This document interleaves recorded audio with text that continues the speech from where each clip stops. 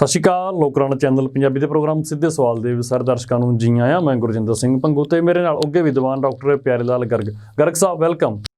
ਸ਼ੁਕਰੀਆ ਜੀ ਬਾਬਾ ਜੀ ਦੋਸਤੋ, ਗਰਗ ਸਾਹਿਬ ਨਾਲ ਅੱਜ ਅਸੀਂ ਗੱਲਬਾਤ ਕਰਾਂਗੇ ਕਿ ਸਾਡੇ ਜੋ ਸਮਾਜ ਹੈ, ਦੇਖੋ ਅਸੀਂ ਬਥੇਰੇ ਸੰਘਰਸ਼ ਲੜੇ, ਅਸੀਂ ਪਰ ਸਟੇਬਲ ਨਹੀਂ ਹੋ ਪਾਏ।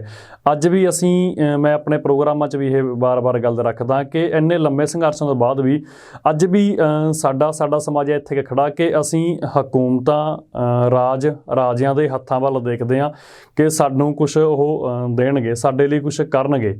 ਜੇਕਰ ਅਸੀਂ ਇਸ 21ਵੀਂ ਸਦੀ ਦੇ ਵਿੱਚ ਦਾਖਲ ਹੋ ਚੁੱਕੇ ਹਾਂ ਤਾਂ ਅੱਜ ਇਹ ਹਾਲਾਤ ਕਿਉਂ ਨਹੀਂ ਸਾਡੇ ਬਣ ਗਏ ਕਿ ਸਰਕਾਰਾਂ ਆਪਣਾ ਕੰਮ ਆਪ ਕਰਦੀ, ਹਕੂਮਤਾਂ ਆਪਣਾ ਕੰਮ ਆਪ ਕਰਦੀਆਂ, ਲੋਕ ਇੱਥੋਂ ਤੱਕ ਸਰਵਾਈਵ ਕਰ ਪਾਉਂਦੇ ਕਿ ਉਹ ਸਰਕਾਰਾਂ ਤੋਂ ਝਾਕ ਨਾ ਰੱਖਦੇ, ਸਰਕਾਰਾਂ ਉਹਨਾਂ ਲਈ ਪਾਲਿਸੀਆਂ ਲੈ ਕੇ ਆਉਂਦੀਆਂ। ਸਮਾਜ ਸੱਭਿਅਕ ਹੁੰਦਾ, ਸਿਹਤ ਸਹੂਲਤਾਂ ਐਜੂਕੇਸ਼ਨ ਪੱਖੋਂ ਸਾਨੂੰ ਕਿਸੇ ਤਰ੍ਹਾਂ ਦੀ ਕੋਈ ਪ੍ਰੋਬਲਮ, ਕਿਸੇ ਤਰ੍ਹਾਂ ਦੀ ਕੋਈ ਦਿੱਕਤ ਨਾ ਆਉਂਦੀ।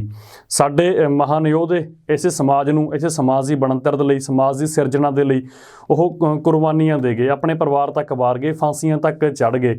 ਪਰ ਅੱਜ ਵੀ ਅਸੀਂ ਉੱਥੇ ਕੀ ਖੜ੍ਹੇ ਹਾਂ। ਡਾਕਟਰ ਸਾਹਿਬ ਨਾਲ ਗੱਲਬਾਤ ਕਰਾਂਗੇ ਕਿ ਅਸੀਂ ਇਸ ਨਿਘਾਰ ਤੋਂ ਨਿਕਲ ਕੇ ਅਸੀਂ ਇੱਕ ਸੱਭਿਅਕ ਜ਼ਿੰਦਗੀ ਦੇ ਵਿੱਚ ਕਿਵੇਂ ਆ ਸਕਦੇ ਹਾਂ। ਡਾਕਟਰ ਸਾਹਿਬ ਕਿਵੇਂ ਦੇਖਦੇ ਹੋ, ਕੀ ਕਹੋਗੇ ਕਿ ਅਸੀਂ ਫਿਰ ਵੀ ਉੱਥੇ ਹੀ ਫਸੇ ਹੋਏ ਹਾਂ, ਉਸੇ ਨਿਘਾਰ 'ਚ ਫਸੇ ਹੋਏ ਹਾਂ। ਐਡੇ ਵੱਡੇ ਸਾਡੀ ਮੂਵਮੈਂਟਾਂ ਤੋਂ ਬਾਅਦ, ਅੰਦੋਲਨਾਂ ਤੋਂ ਬਾਅਦ, ਸਾਡੀਆਂ ਸ਼ਹੀਦੀਆਂ ਕੁਰਬਾਨੀਆਂ ਤੋਂ ਬਾਅਦ ਅਸੀਂ ਉੱਥੇ ਕਿਉਂ ਖੜ੍ਹੇ ਹਾਂ ਡਾਕਟਰ ਸਾਹਿਬ?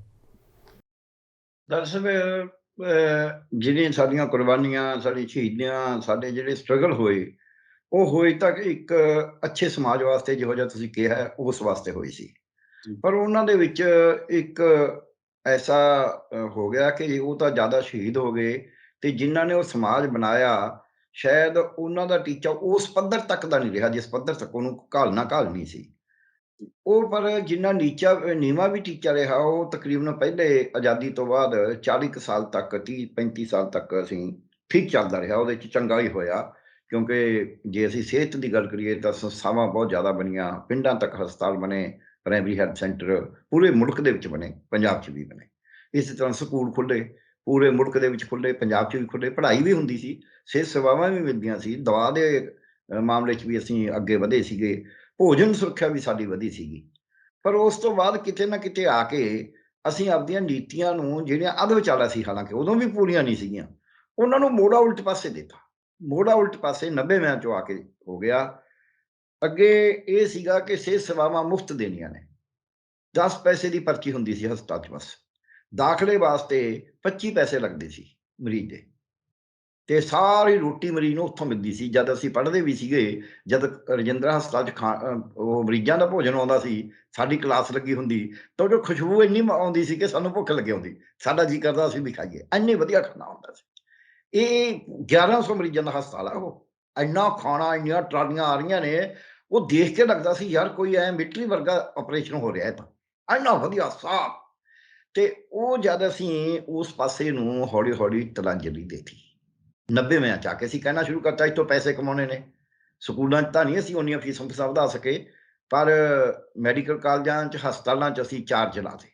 ਹੁਣ ਤਾਂ ਬੈੱਡ ਦੇ ਵੀ ਚਾਰਜ ਲੱਗਦੇ ਨੇ, ਉਦੋਂ ਨਹੀਂ ਲੱਗਦੇ ਸੀ, ਉਦੋਂ ਮੁਫਤ ਸੀਗਾ ਟ੍ਰੀਟਮੈਂਟ। ਦਾਖਲੇ ਦੇ ਵੀ ਹੁਣ ਤਾਂ ਪੈਸੇ ਜ਼ਿਆਦਾ ਲੱਗਦੇ ਨੇ, ਹੁਣ ਤਾਂ ਪਰਚੀ ਵੀ ਸ਼ਾਇਦ ਹੁਣ ਤਾਂ 5 ਰੁਪਏ ਦੀ ਹੋ ਗਈ, ਜਿਹੜੀ 10 ਪੈਸੇ ਦੀ ਸੀ। ਉਹ ਬਹੁਤ ਕੁਛ ਅਸੀਂ ਵਧਾਤਾ। ਇੱਕ ਤਾਂ ਅਸੀਂ ਕਿਹਾ ਮੁਰਗੀਆਂ ਨੇ, ਦੂਜਾ ਅਸੀਂ ਜਿਹੜੀਆਂ ਆਪਦੀਆਂ ਦਵਾਈਆਂ ਆਪ ਤਿਆਰ ਕਰਦੇ ਸੀ, ਉਹ ਬੰਦ ਕਰਤੀਆਂ ਫੈਕਟਰੀਆਂ, ਅਸੀਂ ਫਿਰ ਪ੍ਰਾਈਵੇਟ ਕਰਤਾ ਸਾਰਾ ਕੁਛ। ਉਹ ਮਾੜੀਆਂ ਦਵਾਈਆਂ ਵੀ ਦਿੰਦਾ, ਮਹਿੰਗੀਆਂ ਵੀ ਦਿੰਦਾ, ਸਾਰਾ ਦਾ ਸਾਜੋ ਸਮਾਨ। ਤੀਜਾ, ਅਸੀਂ ਜਿਹੜੀ ਦਵਾ ਵਿਗਿਆਨ 'ਚ ਤਰੱਕੀ ਕਰਨੀ ਸੀ, ਹੌਲੀ ਹੌਲੀ ਕੁਛ ਐਸੀਆਂ ਸ਼ਕਤੀਆਂ ਆਈਆਂ 90ਵਿਆਂ ਤੋਂ ਲੈ ਕੇ, ਜਿਹੜੀਆਂ ਸ਼ਕਤੀਆਂ ਨੇ ਸਾਨੂੰ ਮੁੜ ਕੇ ਪਿੱਛੇ ਵੱਲ ਨੂੰ ਤੋਰਨਾ ਸ਼ੁਰੂ ਕਰਤਾ। ਦੁਨੀਆ 'ਚ ਜਿਹੜੇ ਤੁਸੀਂ ਦੁਨੀਆ ਦੀ ਗੱਲ ਕਰੀ ਹੈ, ਸੰਸਾਰ 'ਚੋਂ ਅੱਗੇ ਵਧੇ ਨੇ। ਇਹ ਨਹੀਂ ਕਿ ਉਹ ਧਾਰਮਿਕ ਨਹੀਂ ਹੈਗੇ, ਇਹ ਨਹੀਂ ਕਿ ਉਹ ਗਿਰਜਾਂ 'ਚ ਨਹੀਂ ਜਾਂਦੇ, ਇਹ ਨਹੀਂ ਕਿ ਉਹ ਆਪਦੇ ਮੰਦਰਾਂ ਮਸੀਤਾਂ 'ਚ ਨਹੀਂ ਜਾਂਦੇ, ਜੇ ਕੁਛ ਮੰਦਰ ਮਸੀਤਾਂ ਵਾਲੇ ਰਹਿੰਦੇ ਨੇ, ਪਰ ਉਹਨਾਂ ਨੇ ਆਪਦੇ ਆਪ ਨੂੰ ਸਾਇੰਸ ਦੇ, ਵਿਗਿਆਨ ਦੇ ਰੂਪ 'ਚ ਪਿੱਛੇ ਨਹੀਂ ਖਿੱਚਿਆ। ਸਾਡੀ ਜਿਹੜੀ ਨਵੀਂ ਲੀਡਰਸ਼ਿਪ ਆਈ, ਉਹ ਵਿਗਿਆਨ ਦੇ ਰੂਪ 'ਚ ਪਿੱਛੇ ਖਿੱਚਣ ਲੱਗ ਗਈ। ਜਦ ਉਹ ਪਿੱਛੇ ਖਿੱਚਣ ਲੱਗ ਗਈ, ਉਹਦੇ ਨਾਲ ਸਾਡਾ ਜਿਹੜਾ ਵਿਗਿਆਨ ਦਾ ਤਰੱਕੀ ਸੀ ਉਹ ਰੁਕ ਗਈ, ਤੇ ਅਸੀਂ ਦੂਜਿਆਂ ਤੇ ਨਿਰਭਰ ਹੋ ਗਏ, ਤੇ ਸਾਡੇ ਆਪਦੀਆਂ ਜਿਹੜੀਆਂ ਸੰਸਥਾਵਾਂ ਵਿਗਿਆਨ ਨਾਲ ਚੱਲਦੀਆਂ ਸੀ, ਉਹਨਾਂ ਨੂੰ ਅਸੀਂ ਕਮਜ਼ੋਰ ਕਰਨਾ ਸ਼ੁਰੂ ਕਰਤਾ। ਤੇ ਲੋਕਾਂ ਕੋਲੋਂ ਸਿਹਤ ਸੇਵਾਵਾਂ, ਸਿੱਖਿਆ, ਹੁਣ ਜਿਵੇਂ ਸਿੱਖਿਆ ਬੋਰਡ ਆ, ਉਹ ਪੈਸੇ ਕਮਾਉਣ ਤੇ ਲੱਗਿਆ ਹੋਇਆ, ਕਿਤਾਬਾਂ ਵੇਚ ਕੇ ਪੈਸੇ ਕਮਾਉਂਦਾ, ਕਿਤਾਬਾਂ ਘਟੀਆ ਵੀ ਛਾਪ ਦਿੰਦਾ, ਮੁੱਲ ਬੜਾ ਮਹਿੰਗਾ ਰੱਖਦਾ। ਸੋ ਅਸੀਂ ਹਰ ਚੀਜ਼ 'ਚੋਂ ਪੈਸਾ ਕਮਾਉਣਾ ਸ਼ੁਰੂ ਕਰਤਾ, ਤੇ ਹਰ ਚੀਜ਼ ਦਾ ਨਿੱਜੀਕਰਨ ਕਰਤਾ। ਪ੍ਰਾਈਵੇਟ ਸਕੂਲ ਕਿੰਨੇ ਖੁੱਲ੍ਹ ਗਏ, ਪ੍ਰਾਈਵੇਟ ਹਾਲਾਂਕਿ ਅਸੀਂ ਸਰਕਾਰੀ ਸਕੂਲਾਂ ਦੀ ਪੜ੍ਹਾਈ ਮਾੜੀ ਹੋ ਗਈ। ਪ੍ਰਾਈਵੇਟ ਸਕੂਲਾਂ 'ਚ ਪੜ੍ਹਾਈ ਹੋ ਰਹੀ ਹੈ, ਉੱਥੇ ਟੀਚਰ ਨੂੰ ਤਨਖਾਹ ਨਹੀਂ ਮਿਲਦੀ, ਬੱਚਿਆਂ ਤੋਂ ਫੀਸ ਲਈ ਜਾ ਰਹੀ ਹੈ। ਇੱਥੇ ਖਰਚਾ ਬੱਚਿਆਂ 'ਤੇ ਬਹੁਤ ਜ਼ਿਆਦਾ ਕਰੀਏ ਸਰਕਾਰ, ਪੜ੍ਹਾਈ ਬਿਲਕੁਲ ਨਹੀਂ ਹੋ ਰਹੀ ਤੇ ਮਾਸਟਰ ਨੂੰ ਤਨਖਾਹ ਕਈ ਗੁਣਾ ਮਿਲ ਰਹੀ ਹੈ, ਉਹਨਾਂ ਨੂੰ 10-10 ਗੁਣਾ 8-8 ਗੁਣਾ ਪ੍ਰਾਈਵੇਟ ਦੇ ਮੁਕਾਬਲੇ, ਤੇ ਕੰਮ ਕੋਈ ਨਹੀਂ ਕਰਨਾ। ਸੋ ਇਹ ਇੱਕ ਸਾਡਾ ਜਿਹੜਾ ਰਸਤਾ ਮੁੜ ਗਿਆ ਉਲਟ ਪਾਸੇ ਨੂੰ, ਇਸ ਨੇ ਸਾਨੂੰ ਸਿੱਖਿਆ 'ਚ ਵੀ, ਸਿਹਤ 'ਚ ਵੀ, ਲੋਕਾਂ ਦੇ ਰੁਜ਼ਗਾਰ 'ਚ ਵੀ, ਜੇ ਮੈਂ ਕਹਾਂਗਾ ਪਹਿਲਾਂ ਰੁਜ਼ਗਾਰ ਦਫ਼ਤਰ ਖੁੱਲ੍ਹੇ ਹੋਏ ਸੀ, ਬੰਦਾ 10ਵੀਂ ਕਰਦਾ ਸੀ, ਰੁਜ਼ਗਾਰ ਦਫ਼ਤਰ ਅਰਜ਼ੀ ਦਿੰਦਾ ਸੀ, ਉਹਨੂੰ ਕੋਈ ਨਾ ਕੋਈ ਨੌਕਰੀ ਦੀ ਚਿੱਠੀ ਆ ਹੀ ਰਹਿੰਦੀ ਸੀ। ਸਾਡੇ ਆਪਣੇ ਨਾਲ ਵਾਪਰੀ ਹੋਈ ਆ ਇਹ। ਸੋ ਹੁਣ ਰੁਜ਼ਗਾਰ ਦਫ਼ਤਰ ਬੰਦ ਹੀ ਕਰਤੇ ਪ੍ਰੈਕਟੀਕਲੀ ਇੱਕ ਕਿਸਮ ਦੇ। ਸੋ ਜਿਹੜਾ ਸਾਡੇ ਕੋਲੇ ਅਸੀਂ ਰੁਜ਼ਗਾਰ ਦੇਣ ਦੇ ਵਸੀਲੇ ਬਣਾਏ ਸੀ, ਫਿਰ ਇਸ ਤੋਂ ਚੇਤਨਾ, ਪਿੰਡਾਂ ਦੇ ਵਿੱਚ ਵੀਡੀਓ ਦੇ ਮਹਿਕਮੇ ਦੇ ਬੰਦੇ ਜਾਂਦੇ ਸੀ, ਉਹ ਰਾਤ ਨੂੰ ਫਿਲਮਾਂ ਦਿਖਾਉਂਦੇ ਸੀ ਲੋਕਾਂ ਨੂੰ ਚੇਤਨਾ ਪੈਦਾ ਕਰਦੇ ਸੀ, ਉਹ ਚੇਤਨਾ ਵੀ ਬੰਦ ਕਰਤੀ। ਸੋ ਅਸੀਂ ਚੇਤਨਾ ਵੀ ਬੰਦ ਕਰਤੀ, ਅਸੀਂ ਰੁਜ਼ਗਾਰ ਵੀ ਬੰਦ ਕਰਤਾ। ਅਸੀਂ ਖੇਤੀ ਜਿਹੜੀ ਅਸੀਂ ਕੁਦਰਤੀ ਕਰਦੇ ਸੀ, ਆਪਦੇ ਘਰ ਦੇ ਸਾਰਾ ਕੁਛ ਵਰਤਦੇ ਸੀ, ਉਹਦਾ ਕਿਉਂਕਿ ਅੰਨ ਦੀ ਲੋੜ ਸੀ, ਉਹਦਾ ਅਸੀਂ ਬਦਲਾਅ ਇਹੋ ਜਿਹਾ ਕਰਤਾ, ਉਹ ਅਸੀਂ ਸਾਰੀ ਵਪਾਰ ਦੇ ਉੱਤੇ ਵੱਡੀਆਂ ਬਾਹਰਲੀਆਂ ਕੰਪਨੀਆਂ ਤੇ ਨਿਰਭਰ ਕਰਤੀ, ਆਪਦੇ ਆਪ ਤੇ ਨਿਰਭਰ ਹੋਣ ਦੀ ਬਜਾਏ। ਸੋ ਉਹਦੇ ਨਾਲ ਫਿਰ ਖਰਚੇ ਵੱਧ ਗਏ, ਉਹ ਖਰਚਿਆਂ ਨਾਲ ਫਿਰ ਬਿਮਾਰੀਆਂ ਵੀ ਵੱਧ ਗਈਆਂ। ਉਹ ਬਿਮਾਰੀਆਂ ਵਧਣ ਕਰਕੇ ਸਾਡਾ ਇਲਾਜ ਹੋਰ ਵੀ ਔਖਾ ਹੋ ਗਿਆ, ਕਿਉਂਕਿ ਸਾਨੂੰ ਮਹਿੰਗੇ ਹਸਪਤਾਲ ਚਾਹੀਦੇ ਨੇ, ਫਿਰ ਸਾਨੂੰ ਵੱਡੀ ਮਸ਼ੀਨਰੀ ਚਾਹੀਦੀ ਹੈ ਫਿਰ। ਸੋ ਇਸ ਕਰਕੇ ਇਹਨੂੰ ਜਦ ਅਸੀਂ ਦੇਖੀਏ, ਮੋੜਾ ਇਸ ਪਾਸੇ ਨੂੰ ਤਾਂ ਪਿਆ ਕਿ 90ਵਿਆਂ 'ਚ ਆ ਕੇ ਪੂਰੇ ਮੁਲਕ ਦੇ ਵਿੱਚ ਅਸੀਂ ਗੈਟ ਸਮਝੌਤੇ ਦੇ ਰਾਹੀਂ ਨੀਤੀਆਂ ਬਦਲਤੀਆਂ। ਨੀਤੀਆਂ ਇਹ ਕਹਿਤੀਆਂ ਵੀ ਅਸੀਂ ਹੁਣ ਵੱਡੇ ਕਾਰਪੋਰੇਟਾਂ ਦੇ ਹੱਕ 'ਚ ਜਾਵਾਂਗੇ, ਸਾਰਾ ਜਿਹੜਾ ਅਸੀਂ ਥੱਲੇ ਆਪਦਾ ਢਾਂਚਾ ਬਣਾਇਆ ਇਹਨੂੰ ਵੇਚਾਂਗੇ, ਪ੍ਰਾਈਵੇਟ ਕਰਾਂਗੇ। ਆਹਾ ਪਿੱਛੇ ਸਰਕਾਰਾਂ ਨੇ ਕਰਿਆ ਹੋਇਆ ਸੀ ਵੀ ਪ੍ਰਾਇਮਰੀ ਹੈਲਥ ਸੈਂਟਰ ਠੇਕੇ 'ਚ ਦੇ ਦੇਣੇ ਨੇ ਪ੍ਰਾਈਵੇਟਾਂ ਨੂੰ, ਉਹ ਤਾਂ ਲਏ ਨਹੀਂ ਉਹਨਾਂ ਨੇ, ਕਿਉਂਕਿ ਉਹਨਾਂ ਨੂੰ ਲੱਗਦਾ ਸੀ ਇਹ 'ਚ ਇੰਨਾ ਮੁਨਾਫਾ ਨਹੀਂ ਹੋਣਾ। ਫਿਰ ਇਹਨਾਂ ਨੇ ਜਿਹੜੇ ਮੁਲਾਜ਼ਮਾਂ ਦੀ ਸਿਹਤ ਵਾਸਤੇ ਵੀ ਇੱਕ ਬੀਮਾ ਸ਼ੁਰੂ ਕਰਿਆ ਸੀ, ਸਿਹਤ ਬੀਮਾ, ਉਹ ਫੇਲ ਹੋ ਗਈ 2 ਸਾਲ 'ਚ ਹੀ ਸਕੀਮ ਜੀ। ਕਿਉਂਕਿ ਮੁਲਾਜ਼ਮ ਤਾਂ ਪੈਸੇ ਛੱਡਦਾ ਨਹੀਂ ਆਪਦੇ ਇਲਾਜ ਕਰਾ ਕੇ, ਉਹ ਬੀਮੇ ਵਾਲੇ ਨੂੰ ਉਹਨੇ ਪੈਸੇ ਨਹੀਂ ਮਿਲਦੇ ਸੀ, ਉਹਨੂੰ ਘਾਟਾ ਪੈਣ ਲੱਗਾ, ਉਹਨਾਂ ਨੇ ਬੰਦ ਕਰਤਾ। ਸੋ ਇਹ ਜਿਹੜਾ ਸਾਡਾ 90ਵਿਆਂ ਤੋਂ ਆ ਕੇ ਇਸ ਪਾਸੇ ਨੂੰ ਅਸੀਂ ਤੁਰ ਪਏ, ਅਸੀਂ ਬੀਜ ਵੀ ਵਿਦੇਸ਼ੀ, ਖਾਦ ਵੀ ਵਿਦੇਸ਼ੀ, ਔਰ ਸਾਰਾ ਕੁਛ ਵਿਦੇਸ਼ੀਆਂ 'ਚ, ਕੀਟਨਾਸ਼ਕ ਵੀ ਵਿਦੇਸ਼ੀ, ਉਹਦੇ ਨਾਲ ਅਸੀਂ ਮਾਰ ਖਾਧੀ। ਨਹੀਂ ਤਾਂ ਪਹਿਲਾਂ ਅਸੀਂ ਆਪਦੇ ਕੋਲ ਸਭ ਕੁਛ ਕਰ ਰਹੇ ਸੀ, ਬਿਜਲੀ ਵੀ ਅਸੀਂ ਪ੍ਰਾਈਵੇਟ ਕਰਤੀ, ਤੁਸੀਂ ਦੇਖੀ ਨਹੀਂ ਕਿੰਨੇ ਪਲਾਂਟ ਪ੍ਰਾਈਵੇਟ ਲੱਗੇ ਨੇ। ਸੋ ਜਿਹੜਾ ਅਸੀਂ ਆਪੇ ਕਰਦੇ ਸੀ, ਉਹ ਸਰਕਾਰੀਕਰਨ ਪ੍ਰਾਈਵੇਟ ਹੋਣ ਕਰਕੇ ਤੇ ਉਹਦੇ 'ਚ ਮੁਨਾਫਾ ਆਧਾਰਿਤ ਕਰਤਾ ਤੇ ਸਰਕਾਰ ਦੀਆਂ ਸੇਵਾਵਾਂ ਨੂੰ ਵੀ ਮੁਨਾਫਾ ਆਧਾਰਿਤ ਬਣਾ ਲਿਆ। ਇਹ ਪੰਗੂ ਜੀ ਇਸ ਕਰਕੇ ਸਾਡਾ ਸਾਰਾ ਮਾੜਾ ਹਾਲ ਹੋਇਆ ਹੈ ਤੇ ਨਿਆਂ ਸੰਗਤ, ਅਸੀਂ ਨਾ ਜਿਹੜਾ ਪੈਸਾ ਇਕੱਠਾ ਕਰਿਆ ਉਹਦੀ ਵੰਡ ਕਰੀ, ਨਾ ਨਿਆਂ ਸੰਗਤ ਉਹ ਜਿਹੜਾ ਖਰਚਾ ਕਰਨਾ ਸੀ ਰਾਜ ਨੂੰ ਵਿਕਸਿਤ ਕਰਨ ਵਾਸਤੇ, ਸਿਹਤ ਸੇਵਾਵਾਂ, ਸਿੱਖਿਆ, ਉਹ ਨਿਆਂ ਸੰਗਤ ਖਰਚਾ ਨਹੀਂ ਕਰਿਆ।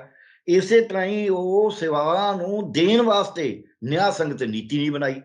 ਇਸੇ ਤਰ੍ਹਾਂ ਹੀ ਜਿਹੜਾ ਅਮਲਾ ਫੈਲਾ ਹੈ, ਉਹਦੇ ਕੰਮ ਦੀਆਂ ਹਾਲਤਾਂ ਤੇ ਉਹਦੀਆਂ ਤਨਖਾਹਾਂ ਵਗੈਰਾ ਦਾ ਬਾਕੀ ਮਹਿਕਮਿਆਂ ਨਾਲ ਜੋੜ ਕੇ ਉਹ ਵੀ ਨਿਆਂ ਸੰਗਤ ਨਹੀਂ ਬਣਾਇਆ, ਜਿਹਦਾ ਨਤੀਜਾ ਕੀ ਨਿਕਲਿਆ ਹੈ?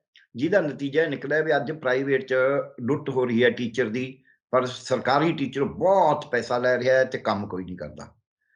ਪ੍ਰਾਈਵੇਟ ਕੋਲ ਅਸੀਂ ਆਪਦੇ ਬੱਚੇ ਭੇਜਾਂ, ਸਕੂਲਾਂ 'ਚ ਇਹ ਹਾਲ ਹੋ ਗਿਆ।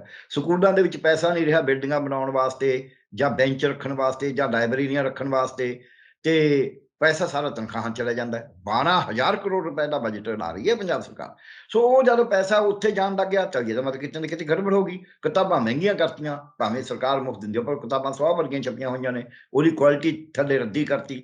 ਇੱਦਾਂ ਹੀ ਜੇ ਅਸੀਂ ਸਿਹਤ ਸੇਵਾਵਾਂ ਦੀ ਗੱਲ ਦੇਖਾਂਗੇ ਤਾਂ ਸਿਹਤ ਅਮਲੇ ਨੂੰ ਪੜ੍ਹਾਈ ਸਭ ਤੋਂ ਜ਼ਿਆਦਾ ਮਹਿੰਗੀ ਕਰਤੀ, ਕਈ ਗੁਣਾ, 100 ਗੁਣਾ ਮਹਿੰਗੀ ਕਰਤੀ ਪੜ੍ਹਾਈ ਤਕਰੀਬਨ। ਤੇ ਜਿਹੜਾ ਹੈਗਾ ਉਹਦੇ ਵਿੱਚੋਂ ਆਪਾਂ ਕਹਿ ਲਈਏ ਵੀ 100 ਤੋਂ ਵੀ ਜ਼ਿਆਦਾ ਕਰਤੀ, ਕਿਉਂਕਿ 2,000 ਰੁਪਇਆ ਫੀਸ ਹੁੰਦੀ, 1800 ਫੀਸ ਹੁੰਦੀ ਸੀ, ਜਿਹੜੀ ਪੌਣੇ 8 ਲੱਖ ਕਰਤੀ ਉਹਨਾਂ MBBS ਦੀ। ਉਹ ਤਾਂ 100 ਗੁਣਾ ਤੋਂ ਵੀ ਜ਼ਿਆਦਾ ਹੋ ਗਈ ਨਾ, 1800 ਤੋਂ 2000 ਤੋਂ। ਤੇ ਕਿਵੇਂ ਹੋ ਗਈ, ਜੇ ਮੈਂ ਕਹਿੰਦਾ 2050 ਤੇ 400 ਗੁਣਾ, 400 ਗੁਣਾ ਫੀਸ ਕਰਤੀ ਉੱਥੇ। ਸੋ ਉਧਰ ਪੈਸੇ ਵਧਾਤੇ, ਇਹ ਸਰਕਾਰੀ 'ਚ ਹੈ। ਪ੍ਰਾਈਵੇਟ 'ਚ ਬਹੁਤ ਜ਼ਿਆਦਾ ਕਰਤੀ, 78 ਲੱਖ ਫੀਸ MBBS ਦੀ। MD ਜੀ, NRG ਸੀਟ ਦੀ 1 ਕਰੋੜ 90 ਲੱਖ ਤੇ ਦੂਜੀ ਸੀਟ ਦੀ ਵੀ 50 ਲੱਖ। ਸੋ ਜਦ ਅਸੀਂ ਇੰਨੀਆਂ ਫੀਸਾਂ 23 ਲੱਖ ਕਿਤੇ 20 ਲੱਖ ਇੰਨੀਆਂ ਫੀਸਾਂ ਵਧਾਤੀਆਂ, ਫਿਰ ਤਨਖਾਹਾਂ ਘਟਾਤੀਆਂ। ਜਿਹੜਾ ਡਾਕਟਰੀ ਅਮਲਾ ਹੈ, ਇਹਦੀਆਂ ਤਨਖਾਹਾਂ ਕੇਂਦਰ ਨਾਲੋਂ ਘੱਟ ਨੇ ਸਾਰੇ ਦੀਆਂ, ਚਾਹੇ ਨਰਸਾਂ ਨੇ, ਚਾਹੇ ਕੰਪਾਊਂਡਰ ਫਾਰਮਾਸਿਸਟ ਨੇ, ਚਾਹੇ ਲੈਬੋਰੇਟਰੀ ਨੇ, ਸਭ ਦੀਆਂ ਤਨਖਾਹਾਂ ਕੇਂਦਰ ਨਾਲੋਂ ਘੱਟ ਨੇ। ਤੇ ਪਰ ਜਿਹੜੇ ਬਾਕੀ ਮਹਿਕਮੇ ਨੇ, ਉਹਨਾਂ ਸਾਰਿਆਂ ਦੀਆਂ ਤਨਖਾਹਾਂ ਕੇਂਦਰ ਨਾਲੋਂ 2.5 ਗੁਣਾ ਨੇ।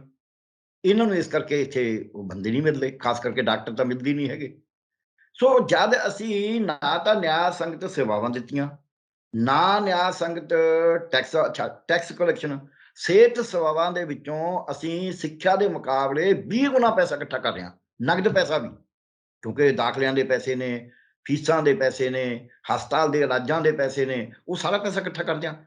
ਉੱਥੋਂ ਤਾਂ ਕੋਈ ਐਡਾ ਪੈਸਾ ਇਕੱਠਾ ਹੋ ਹੀ ਨਹੀਂ ਰਿਹਾ। ਸੋ ਇਸ ਕਰਕੇ ਅਸੀਂ ਜਿਹੜਾ ਟੈਕਸ ਲੈਣਾ ਸੀ ਉਹਦੇ 'ਚ ਵੀ ਨਿਆਂ ਸੰਗਤ ਨਹੀਂ ਰਹੇ, ਜਿਹੜੇ ਉਸ ਟੈਕਸ ਦੀ ਵਰਤੋਂ ਕਰਨੀ ਸੀ ਉਹ 'ਚ ਵੀ ਨਿਆਂ ਸੰਗਤ ਨਹੀਂ ਰਹੇ, ਜਿਹੜਾ ਅਮਲੇ ਫੈਲੇ ਦੀ ਤੈਨਾਤੀ ਸੀ ਜਾਂ ਉਹਨੂੰ ਲਾਉਣਾ ਸੀ, ਨਿਯੁਕਤ ਕਰਨਾ ਸੀ ਜਾਂ ਉਹਦੇ ਤੋਂ ਕੰਮ ਲੈਣਾ ਸੀ, ਉਹਦੇ 'ਚ ਵੀ ਨਿਆਂ ਸੰਗਤ ਨਹੀਂ ਰਹੇ, ਉਹਨਾਂ ਦੀ ਸਿਖਲਾਈ 'ਚ ਵੀ ਨਿਆਂ ਸੰਗਤ ਨਹੀਂ ਰਹੇ। ਲੋਕਾਂ ਨੂੰ ਜਿਹੜੀਆਂ ਇਹ ਸਾਰਾ ਕੰਮ ਕਾਹਦੇ ਵਾਸਤੇ ਕਰਨਾ ਸੀ, ਲੋਕਾਂ ਨੂੰ ਸੇਵਾਵਾਂ ਦੇਣ ਵਾਸਤੇ, ਉਹ ਸੇਵਾਵਾਂ 'ਚ ਵੀ ਅਸੀਂ ਨਿਆਂ ਸੰਗਤ ਨਹੀਂ ਰਹੇ। ਇਸ ਕਰਕੇ ਅਸੀਂ ਇਹ ਮਾਰ ਖਾਧੀ ਹੋਈ ਹੈ। ਜਿੰਨਾ ਚਿਰ ਟੋਟਲ ਪੂਰੀ ਦੀ ਪੂਰੀ ਤਰ੍ਹਾਂ ਪੂਰਾ ਪਬਲਿਕ ਦੇ ਸਾਹਮਣੇ ਨਹੀਂ ਰੱਖਿਆ ਜਾਂਦਾ ਵੀ ਆਹ ਗੱਲ ਹੈ, ਪਬਲਿਕ ਦੇ ਇਕੱਠ ਕਰਕੇ ਫੈਸਲਾ ਕਰਾਓ, ਨਹੀਂ ਤਾਂ 4 ਬੰਦੇ ਟੈਂਕੀ 'ਤੇ ਚੜ੍ਹ ਜਾਂਦੇ ਨੇ, ਉਹ ਕਹਿੰਦੇ ਸੰਤਾ ਜੀ ਬਸ ਸਾਨੂੰ ਨੌਕਰੀ ਦਿਓ ਔਰ ਇੰਨੀ ਦਿਓ। ਆ ਹੁਣੀ ਜਿਹੜਾ ਸਰਕਾਰ ਨੇ ਦਿੱਤਾ ਹੈ ਮੁਲਾਜ਼ਮਾਂ ਨੂੰ, ਇੰਨਾ ਪੈਸਾ ਦੇਤਾ, ਲੋਕਾਂ ਨੂੰ ਮੈਂ ਕਰਜ਼ਾ ਚੜ੍ਹ ਗਿਆ ਔਰ ਵਾਧੂ ਪੈਸਾ ਦਿੱਤਾ। ਮੈਂ ਕਹਿਣ ਨੂੰ ਚਾਹ ਰਿਹਾ, ਮੈਨੂੰ ਕੋਈ ਝਿਜਕ ਨਹੀਂ ਹੈ, ਇੰਨਾ ਵਾਧੂ ਪੈਸਾ ਦੇਤਾ ਜਿਹਦੀ ਕੋਈ ਵੀ ਨਿਆਂ ਸੰਗਤ ਗੱਲ ਬਣਦੀ ਹੋਈ ਨਹੀਂ, ਪਰ ਮੁਲਾਜ਼ਮ ਰੌਲਾ ਪਾਈ ਗਏ, ਉਹ ਦੇਈ ਗਏ ਕਿਉਂਕਿ ਚੋਣਾਂ ਨੇੜੇ ਨੇ, ਠੀਕ ਹੈ ਕਰ ਦਿਓ। ਸੋ ਇਸ ਕਰਕੇ ਜਿੰਨਾ ਚਿਰ ਅਸੀਂ ਆਮ ਪਬਲਿਕ 3 ਕਰੋੜ ਦੀ ਆਬਾਦੀ ਹੈ, ਉਹ 'ਚੋਂ 4-4.5 ਲੱਖ ਮੁਲਾਜ਼ਮ ਤੇ ਪਰਿਵਾਰ ਨੇ, ਤੇ ਉਹ ਜਿਹੜੀ ਗਿਣਤੀ ਬੰਦੇ ਜਿਹੜੇ ਲੈਂਦੇ ਨੇ ਤਨਖਾਹਾਂ ਤੇ ਪੈਨਸ਼ਨਾਂ, ਉਹ 5.5 ਲੱਖ 6 ਲੱਖ ਹੈ। 6 ਲੱਖ ਬੰਦੇ ਨੂੰ ਤੁਸੀਂ ਸਾਰੇ ਪੈਸਾ ਇਕੱਠਾ ਕਰਕੇ ਦੇਈ ਜਾਓਗੇ, ਕੰਮ ਉੱਥੇ ਨਹੀਂ ਨਾ ਕਰੇ, ਜਿੱਥੇ ਜਾਓ ਉੱਥੇ ਉਹ ਬੰਦੇ ਨੂੰ ਕੰਮ ਕਰਾਉਣਾ ਤਾਂ ਉਹ ਉਲਟਾ ਬੋਲਦੇ ਨੇ। ਸੋ ਇਸ ਕਰਕੇ ਸਾਨੂੰ ਕਿਤੇ ਨਾ ਕਿਤੇ ਇਹ ਗੱਲ ਲੋਕਾਂ 'ਚ ਲੈ ਕੇ ਜਾਣੀ ਪਊਗੀ। ਜਿਵੇਂ ਪਹਿਲਾਂ ਆਜ਼ਾਦੀ ਦੀ ਲੜਾਈ ਸੀ ਜਿਹਦੀ ਤੁਸੀਂ ਗੱਲ ਕਰੀ ਹੈ, ਜਿਹਦੇ ਵਿੱਚੋਂ ਆਪਾਂ ਕੁਛ ਅੱਗੇ ਵਧੇ ਸੀ, ਸਾਨੂੰ ਮੁੜ ਕੇ ਉਹੀ ਜਿਹੀ ਲਹਿਰ ਸ਼ੁਰੂ ਕਰਨੀ ਪਏਗੀ। ਮੈਨੂੰ ਕਿਸਾਨ ਅੰਦੋਲਨ 'ਚੋਂ ਇੱਕ ਉਮੀਦ ਵੱਝੀ ਸੀ ਕਿ ਵੀ ਘੱਟੋ ਘੱਟ ਇਹ ਹੁਣ ਲੋਕਾਂ ਦੀ ਗੱਲ ਕੇਂਦਰਿਤ ਹੋਣ ਲੱਗੀ ਹੈ, ਲੋਕ ਆਪ ਹੀ ਕਿਤਾਬਾਂ ਪੜ੍ਹਨ ਲੱਗ ਗਏ, ਸਕੂਲ ਨਾ ਪੜ੍ਹਾਉਣ ਚਾਹੇ ਹੈ, ਤੇ ਲੋਕ ਆਪ ਆਪਣਾ ਤੌਰ ਤਰੀਕਾ ਸਿੱਖਣ ਲੱਗ ਗਏ। ਉਹਦੇ ਨਾਲ ਲੋਕਾਂ 'ਚ ਇੱਕ ਚੇਤਨਾ ਜਾ ਰਹੀ ਸੀ, ਉਹ ਅਜੇ ਅੱਧ-ਵੱਟੇ ਜੇ ਥੋੜ੍ਹੀ ਟੁੱਟੀ ਹੈ, ਪਰ ਉਮੀਦ ਹੈ ਮੈਨੂੰ ਉਹ ਦੁਬਾਰਾ ਸ਼ੁਰੂ ਹੋਏਗੀ, ਕਿਉਂਕਿ ਹੋਰ ਤਾਂ ਹੁਣ ਕੋਈ ਲਹਿਰ ਰਹੀ ਨਹੀਂ। ਜਿਹੜੀ ਅੱਗੇ ਸਰਕਾਰ ਚੇਤਨਾ ਦਿੰਦੀ ਸੀ, ਜਿਵੇਂ ਮੈਂ ਦੱਸਿਆ ਪਿੰਡਾਂ ਜਾ ਕੇ, ਉਹ ਤਾਂ ਸਰਕਾਰ ਨੇ ਟੋਟਲ ਬੰਦ ਕਰਤੀ। ਹੁਣ ਸਰਕਾਰ ਦੇ ਟਮਟਮੇ ਹੁੰਦੇ ਨੇ, ਜਿਹੜੀ ਮਰਜ਼ੀ ਸਰਕਾਰ ਆ ਜੇ, ਜਿਹੜੀ ਮਰਜ਼ੀ ਪਾਰਟੀ ਹੋਵੇ, ਹਰ ਇੱਕ ਟਮਟਮਾ ਕਰਦੀ ਹੈ। ਸੋ ਟਮਟਮੇ ਦਾ ਤਾਂ ਕੋਈ ਫਾਇਦਾ ਨਹੀਂ, ਪਰਿਵਾਰੀ ਰਾਜ ਬਣ ਗਏ ਹੁਣ ਤਾਂ ਪਰਿਵਾਰਾਂ ਦੇ ਵਪਾਰ ਵਧਾਉਂਦੇ ਨੇ। ਸੋ ਇਸ ਕਰਕੇ ਸਾਨੂੰ ਅੱਜ ਜਿਹੜਾ ਤੁਸੀਂ ਪੁੱਛਿਆ ਕਿਉਂ, ਉਹ ਮੈਂ ਦੱਸਤਾ। ਹੱਲ ਕੀ ਹੋਵੇ, ਹੱਲ ਇਹਦਾ ਇੱਕੋ ਹੀ ਹੈ ਕਿ ਲੋਕ ਲਹਿਰਾਂ ਉੱਠਣ, ਉਹਨਾਂ ਦੇ ਸਾਹਮਣੇ ਸਾਰੀ ਗੱਲੋਂ ਪਹਿਲਾਂ ਪਾਰਦਰਸ਼ੀ ਬਣੋ, ਵੀ ਤੁਸੀਂ ਦੱਸੋ ਜੀ ਟੈਕਸ ਕਿੱਥੋਂ ਆ ਰਿਹਾ, ਟੇਢੇ ਟੈਕਸ ਕਿੰਨੇ ਨੇ, ਸਿੱਧੇ ਟੈਕਸ ਕਿੰਨੇ ਨੇ, ਉਹ ਟੈਕਸ ਕਿੱਥੇ ਵੰਡ ਰਹੇ ਹੋ ਤੁਸੀਂ, ਕਿਹੜੀ ਮਦ ਤੇ ਕਿੰਨਾ ਖਰਚਾ ਕਰ ਰਹੇ ਹੋ, ਪਬਲਿਕ ਦੇ ਸਾਹਮਣੇ ਖੜਾ ਹੋ ਕੇ ਕਹੋ। ਫਿਰ ਪਬਲਿਕ ਫੈਸਲਾ ਕਰੇ ਵੀ ਇਹ ਖਰਚਾ ਇੰਨਾ ਕਰਕੇ ਸਾਨੂੰ ਕੁਝ ਮਿਲਦਾ ਇਹ ਚੋਂ, ਇਹਦਾ ਕੋਈ ਫਾਇਦਾ ਵੀ ਹੈ ਕਿ ਨਹੀਂ, ਤੇ ਜੇ ਨਹੀਂ ਫਾਇਦਾ ਫਿਰ ਅਸੀਂ ਇਹਦਾ ਕੋਈ ਬਦਲਾਅ ਲੱਭੀਏ। ਇਹ ਗੱਲ ਨਾਲ ਅਸੀਂ ਅੱਗੇ ਵੱਧ ਸਕਦੇ ਹਾਂ। ਉਹ ਪ੍ਰਸ਼ਾਸਨ ਨੂੰ ਵੀ ਕਰਨਾ ਪਊਗਾ, ਉਹ ਸਿਆਸਤ ਨੂੰ ਵੀ ਕਰਨਾ ਪਊਗਾ, ਉਹ ਦੇਸ਼ ਦੇ ਲੋਕਾਂ ਨੂੰ, ਉਹ ਸੂਬੇ ਦੇ ਲੋਕਾਂ ਨੂੰ ਵੀ ਕਰਨਾ ਪਏਗਾ। ਪਰ ਅਜੇ ਉਹਦੇ ਵਿੱਚ ਸਿਰਫ ਆ ਕਿਸਾਨ ਅੰਦੋਲਨ ਸਿਵਾਏ ਕੋਈ ਮੈਨੂੰ ਲੱਭੀ ਨਹੀਂ। ਸਾਰੇ ਉਸੇ ਪਾਸੇ ਤੁਰੇ ਹੋਏ ਨੇ, ਉਸੇ ਘੋੜੇ ਵਾਲਾ ਤੁਰਿਆ ਹੋਇਆ ਹੈ ਵੀ ਵੇਚ ਦਿਓ, ਸਭ ਕੁਝ ਵੇਚ ਦਿਓ, ਪ੍ਰਾਈਵੇਟਾਈਜੇਸ਼ਨ ਕਰ ਦਿਓ, ਵੱਡੀ ਇੰਡਸਟਰੀ ਲਾ ਦਿਓ। ਆਰਟੀਫਿਸ਼ਲ ਆ ਜਿਹੜੇ ਸਕੂਲ ਬੰਦ ਹੋਏ ਹੋਏ ਨੇ, ਆਰਟੀਫਿਸ਼ਲ ਇੰਟੈਲੀਜੈਂਸ ਵਾਸਤੇ ਉਹਨੇ ਵੀ ਲੈਪਟਾਪ ਵੀ ਵਿਕਣਗੇ, ਫੋਨ ਵੀ ਵਿਕਣਗੇ, ਪੈਕ ਵੀ ਵਿਕਣਗੇ ਉਸਦੇ ਨੈਟ ਦੇ, ਤੇ ਵਧੀਆ ਗੱਲ ਹੈ। ਔਰ ਉਹ ਫੋਨ ਸਾਲ 2 ਸਾਲ 'ਚ ਹੀ ਖਰਾਬ ਹੋ ਜਾਂਦਾ, ਲੈਪਟਾਪ ਵੀ 4-5 ਸਾਲ ਚੱਲਦਾ ਤੇ ਉਦੋਂ ਮੁੜ ਕੇ ਖਰਾਬ ਹੋ ਜਾਂਦਾ। ਚੰਗਾ ਉਹਨਾਂ ਨੂੰ ਆਮਦਨ ਦਾ ਸੋਰਸ ਵਧੀਆ ਬਣ ਗਿਆ, ਫਿਰ ਉਹ ਕਿਉਂ ਕਹਿਣਗੇ ਵੀ ਸਕੂਲਾਂ 'ਚ ਪੜ੍ਹਾਈ ਹੋਵੇ, ਉਹ ਤਾਂ ਕਹਿਣਗੇ ਨੈਟ ਰਾਹੀਂ ਹੋਣੀ ਚਾਹੀਦੀ ਹੈ। ਇਹ ਹੈ ਜਿਹੜੀ ਵੱਡੀ ਸਮੱਸਿਆ। ਜੀ ਡਾਕਟਰ ਸਾਹਿਬ, ਤੁਸੀਂ ਚੇਤਨਾ ਦੀ ਗੱਲ ਕੀਤੀ, ਲੋਕਾਂ ਦੀ ਤੁਸੀਂ ਅਵੇਅਰਨੈਸ ਦੀ ਗੱਲ ਕੀਤੀ। ਕਿਸਾਨੀ ਅੰਦੋਲਨ ਦੇ ਵਿੱਚੋਂ ਜ਼ਰੂਰ ਇੱਕ ਵਾਰ ਉਹ ਸਮਾਂ ਆਇਆ ਸੀ ਜਦੋਂ ਆਪਾਂ ਲੱਗਿਆ ਸੀ ਸਾਰਿਆਂ ਨੂੰ ਕਿ ਦੇਖੋ ਜੋ ਜਾਗਰੂਕਤਾ ਦਾ ਲੈਵਲ ਹੈ, ਅਵੇਅਰਨੈਸ ਚੇਤਨਾ ਦਾ ਜੋ ਲੈਵਲ ਹੈ, ਤੁਸੀਂ ਇਹ ਵੀ ਗੱਲ ਕੀਤੀ ਕਿ ਸਰਕਾਰਾਂ ਦਾ ਜੋ ਕੰਮ ਸੀ ਜਾ ਕੇ ਜਾਗਰੂਕ ਕਰਨਾ, ਸਰਕਾਰਾਂ ਉਹਦੇ ਤੋਂ ਪਿੱਛੇ ਹਟ ਗਈਆਂ।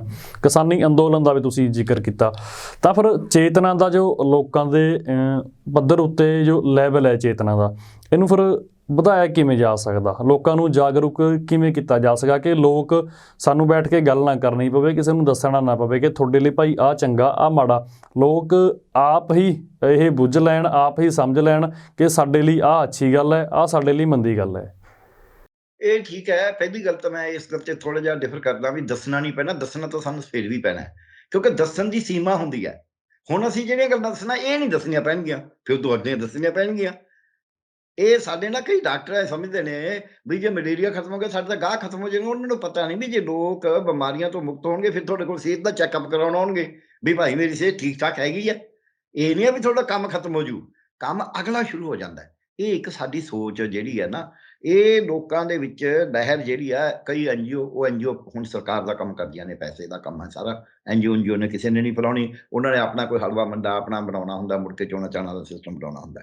ਸੋ ਅੱਜ ਸਾਨੂੰ ਜਿਵੇਂ ਕੋਈ ਵੱਡੀਆਂ ਲਹਿਰਾਂ ਜਿਹੜੀਆਂ ਆਮ ਜਨਤਾ ਦੀਆਂ ਹੋਣ, ਇਹ ਜਿਹੜੀ ਸਮਾਜਿਕ ਲਹਿਰ ਸੀ ਕਿਸਾਨੀ ਦੀ, ਮੈਂ ਤਾਂ ਗੱਲ ਕਰੀ ਹੈ, ਉਹਦਾ ਅਸਰ ਹੋਇਆ। ਹੁਣ ਲੋਕ ਸਵਾਲ ਕਰਦੇ ਰਹੇ ਨੇ, ਲੋਕਾਂ ਨੇ ਸਵਾਲ ਕਰਨੇ ਸ਼ੁਰੂ ਕਰਤੇ। ਮੈਂ ਕਿੰਨੇ ਮੀਡੀਆ 'ਚ ਆਇਆ, ਸੋਸ਼ਲ ਮੀਡੀਆ 'ਚ ਵੀ ਆਹ ਸਵਾਲ ਪੁੱਛੋ, ਆਹ ਸਵਾਲ ਪੁੱਛੋ, ਆਹ ਸਵਾਲ ਪੁੱਛੋ। ਇਹ ਬੜੇ ਲਿਖ ਕੇ ਪਾਏ ਹੋਏ ਨੇ ਲੋਕਾਂ ਨੇ, ਪਿੰਡਾਂ ਦੇ ਵਿੱਚ ਲਾਏ ਹੋਏ ਨੇ। ਸੋ ਇਹ ਚੇਤਨਾ ਵੱਧ ਰਹੀ ਹੈ, ਇਹ 'ਚ ਕੋਈ ਸ਼ੱਕ ਨਹੀਂ ਹੈ। ਜੇ ਇਹੋ ਜਿਹੀ ਜਿਵੇਂ ਕਿਸਾਨ ਲਹਿਰ ਸੀ, ਜੇ ਇਹੋ ਜਿਹੀ ਲਹਿਰ ਹੋਏਗੀ, ਉਹਦੇ ਨਾਲ ਔਰਤਾਂ ਦਾ, ਬੱਚਿਆਂ ਦਾ, ਬਜ਼ੁਰਗਾਂ ਦਾ, ਨੌਜਵਾਨਾਂ ਦਾ ਤੇ ਸ਼ਹਿਰੀਆਂ ਦਾ, ਪੇਂਡੂਆਂ ਦਾ, ਪੜ੍ਹਿਆਂ ਦਾ, ਅਨਪੜ੍ਹਿਆਂ ਦਾ ਇੱਕ ਏਕਾ ਬਣੇਗਾ। ਘੱਟੋ ਘੱਟ ਉਹਨਾਂ ਦਾ ਜਿਹੜੇ ਸਮਾਜ ਦੇ ਵਿੱਚ ਬਦਲਾਅ ਚਾਹੁੰਦੇ ਨੇ, ਚੰਗਾ ਚਾਹੁੰਦੇ ਨੇ। ਸੋ ਮੈਨੂੰ ਲੱਗਦਾ ਹੈ ਜਿਹੜਾ ਤੁਹਾਡਾ ਸਵਾਲ ਹੈ ਉਹਦਾ ਜਵਾਬ ਇਹੀ ਹੈ ਵੀ ਇਹ ਲਹਿਰਾਂ, ਇੱਕ ਪਾਸੇ ਨੌਜਵਾਨ ਚਾਹੇ ਉਹ ਆਪਣੇ ਰੁਜ਼ਗਾਰ ਹੀ ਮੰਗਣ, ਇੱਕ ਪਾਸੇ ਔਰਤਾਂ ਚਾਹੇ ਉਹ ਆਪਣੀ ਆਜ਼ਾਦੀ ਇਸ ਗੱਲ ਦੀ ਮੰਗਣ ਕਿ ਸਾਨੂੰ ਆਪਣੇ ਕੱਪੜੇ ਪਾਉਣ ਦੀ ਤਾਂ ਆਜ਼ਾਦੀ ਹੋਵੇ, ਸਾਨੂੰ ਤੁਰਨ ਫਿਰਨ ਦੀ ਆਜ਼ਾਦੀ, ਸਾਡੀ ਸੇਫਟੀ ਤਾਂ ਹੋਵੇ। ਇੱਕ ਪਾਸੇ ਮਾਪੇ ਆਜ਼ਾਦੀ ਮੰਗਣ ਵੀ ਆਹ ਨਸ਼ਿਆਂ ਤੋਂ ਤਾਂ ਸਾਡੀ ਗੁਲਾਮੀ ਨਿਕਲੇ ਘੱਟੋ ਘੱਟ ਹੈ। ਸੋ ਇੱਕ ਪਾਸੇ ਕਿਸਾਨ ਆਜ਼ਾਦੀ ਮੰਗਦਾ ਵੀ ਮੈਂ ਆਪਣੀ ਖੇਤੀ ਤਾਂ ਆਪੇ ਕਰਨਾ।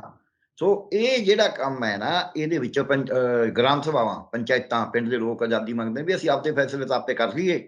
ਸੋ ਇਹ ਵੱਖ-ਵੱਖ ਜਗ੍ਹਾ ਦੇ ਉੱਤੇ ਜਿਹੜੀਆਂ ਅਸਲ ਜਿਹਨੂੰ ਆਪਾਂ ਹਕੀਕੀ ਆਜ਼ਾਦੀ ਦੀ ਗੱਲ ਕਹਿੰਦੇ ਹਾਂ, ਪਹਿਲਾਂ ਵੀ ਇਹੀ ਹੋਈ ਸੀ। ਕੋਈ ਡਾਂਡੀ ਮਾਰਚ ਹੋ ਰਿਹਾ, ਕਿਤੇ ਕੱਪੜੇ ਦਾ ਬਾਈਕਾਟ ਹੋ ਰਿਹਾ, ਵਿਦੇਸ਼ੀ ਦਾ, ਲੰਕਾ ਸ਼ਹਿਰ ਦੇ ਕੱਪੜੇ ਦਾ, ਕਿਤੇ ਪਿਕਚਿੰਗ ਹੋ ਰਹੀ ਹੈ ਦੁਕਾਨਾਂ ਦੇ ਅੱਗੇ, ਕਿਤੇ ਦੇਸੀ ਚਰਖਾ ਕੱਤ ਕੇ ਲੋਕਾਂ ਨੂੰ ਦੱਸਿਆ ਜਾ ਰਿਹਾ ਹੈ। ਸੋ ਉਹ ਮਤਲਬ ਥਾਂ-ਥਾਂ ਦੇ ਉੱਤੇ ਇਹ ਜਿਹੜਾ ਸਾਡਾ ਤੌਰ ਤਰੀਕਾ ਹੋਏਗਾ, ਇਹ ਨਹੀਂ ਹੈ ਕੋਈ ਇੱਕ ਕਿਸਮ ਦਾ ਇਕੱਲਾ ਕਿਸਾਨ ਅੰਦੋਲਨ ਕਰੇਗਾ। ਤੌਰ ਤਰੀਕਾ ਉਹ ਇਕੱਠੇ ਹੋ ਜਾਂਦੇ ਨੇ, ਸਾਰੀਆਂ ਜਿਵੇਂ ਛੋਟੇ-ਛੋਟੇ ਨਾਲੇ, ਛੋਟੇ-ਛੋਟੇ ਨਦੀਆਂ, ਉਹ ਇਕੱਠੀਆਂ ਹੋ ਕੇ ਸਮੁੰਦਰ 'ਚ ਜਾ ਪੈਂਦੀਆਂ ਨੇ। ਏਦਾਂ ਹੀ ਇਹ ਲਹਿਰ ਇੱਕ ਸਮੁੰਦਰ ਬਣੇਗੀ। ਇਹਦੇ 'ਚ ਛੋਟੀਆਂ-ਛੋਟੀਆਂ ਲਹਿਰਾਂ ਆਲੇ-ਦੁਆਲੇ ਨੂੰ ਚੱਲਦੀਆਂ ਹੋਣਗੀਆਂ। ਜਿਵੇਂ ਆਪਾਂ ਦੇਖਿਆ ਸੀ ਮਹਾਰਾਸ਼ਟਰ 'ਚ ਪੈਦਲ ਚੱਲੇ ਕਿਸਾਨ, ਲੋਕਾਂ ਨੇ ਬੜਾ ਐਪਰੀਸ਼ੀਏਟ ਕਰਿਆ ਵੀ ਕਿਸੇ ਨੂੰ ਕੋਈ ਤਕਲੀਫ ਨਹੀਂ ਹੋਈ ਆਪਦੀ। ਏਦਾਂ ਹੀ ਇਹ ਰਾਜਸਥਾਨ ਦੇ ਵਿੱਚ ਕਿਸਾਨਾਂ ਦੇ ਨਾਲ ਮਜ਼ਦੂਰ, ਰੇਹੜੀਆਂ ਵਾਲੇ, ਰਿਕਸ਼ਿਆਂ ਵਾਲੇ, ਦੁਕਾਨਦਾਰ ਨਾਲ ਆ ਗਏ। ਉਹਨਾਂ ਨੂੰ ਪੁੱਛਿਆ ਵੀ ਤੁਸੀਂ ਕਿਉਂ ਆਏ ਹੋ? ਵੀ ਤੁਹਾਡਾ ਤਾਂ ਕੰਮ, ਕਹਿੰਦੇ ਜੇ ਇਹਨਾਂ ਦੇ ਕੋਲ ਕੁਛ ਨਹੀਂ, ਸਾਡੇ ਕੋਲ ਕੀ ਆਉਣਾ। ਸੋ ਇਹ ਚੇਤਨਾ ਵੱਧਦੀ ਜਾਂਦੀ ਹੈ। ਆ ਹੁਣ ਇੱਥੇ ਜਿਹੜੇ ਆੜ੍ਹਤੀਏ ਤੇ ਕਿਸਾਨ ਇਕੱਠੇ ਹੋਏ ਸੀ, ਉਹ ਇਹੀ ਹੋਏ ਸੀ, ਆਮ ਬੰਦੇ ਇਕੱਠੇ ਹੋਏ ਸੀ ਵੀ ਯਾਰ ਸਾਡੀ ਤਾਂ ਰੋਟੀ ਬੰਦ ਹੋ ਜੂ। ਸਭ ਨੂੰ ਪਤਾ ਸੀ ਵੀ ਚੀਜ਼ਾਂ ਇੰਨੀਆਂ ਮਹਿੰਗੀਆਂ ਹੋ ਜਾਣੀਆਂ, ਅਨਾਜ ਵਗੈਰਾ, ਕਿ ਮੁੜ ਕੇ ਲੋਕਾਂ ਦੀ ਪਹੁੰਚ ਹੀ ਨਹੀਂ ਰਹਿਣੀਆਂ ਜੇ ਕਾਨੂੰਨ ਲਾਗੇ ਹੋ ਗਏ। ਸੋ ਇਸ ਕਰਕੇ ਇਹ ਚੇਤਨਾ ਵੱਧਦੀ ਜਾਂਦੀ ਹੈ। ਚੇਤਨਾ ਕੋਈ ਏਦਾਂ ਦੀ ਚੀਜ਼ ਤਾਂ ਹੁੰਦੀ ਨਹੀਂ ਵੀ ਤੁਸੀਂ ਇੱਕ ਮਾਚਿਸ ਜਲਾਈ ਤੇ ਚੱਲ ਪਿਆ। ਉਹ ਮਾਚਿਸ ਇੱਕ ਫੂਸ ਨੂੰ ਅੱਗ ਲਾਉਂਦੀ ਹੈ, ਫਿਰ ਉਹ ਫੂਸ ਭਾਂਬੜ ਬਣਦਾ ਹੈ। ਸ਼ੁਰੂ 'ਚ ਕਈ ਵਾਰ ਧੂੰਆਂ ਵੀ ਹੁੰਦਾ ਉਹਦਾ।